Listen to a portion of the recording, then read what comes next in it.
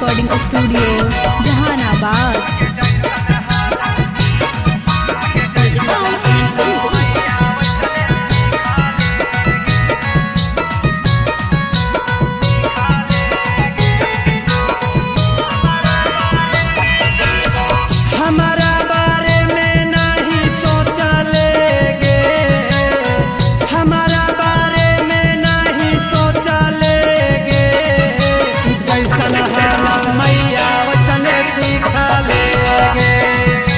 जैसन हालौ मैया वैसने सीखा लेगे, कारी के प्यार हमारा नशा लेगे, कारी के प्यार हमारा नशा लेगे, जैसन हालौ मैया वैसने सीखा लेगे, आगे जैसन हालौ मैया वैसने सीखा लेगे।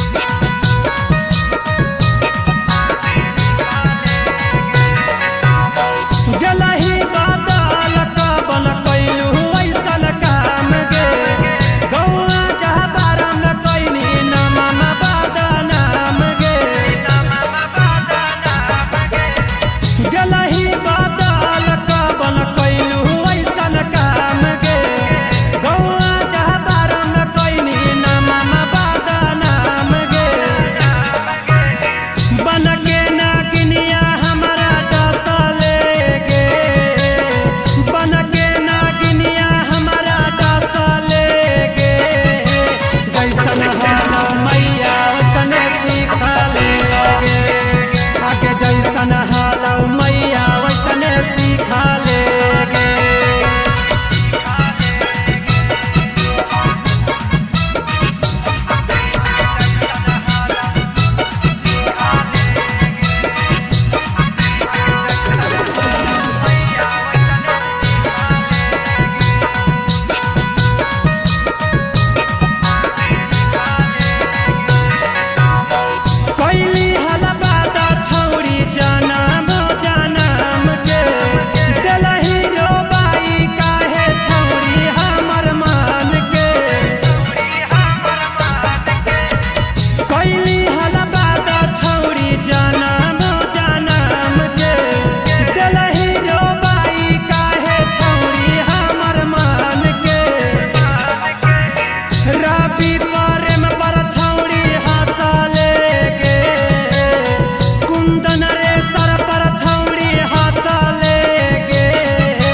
जैसन हालौ मैया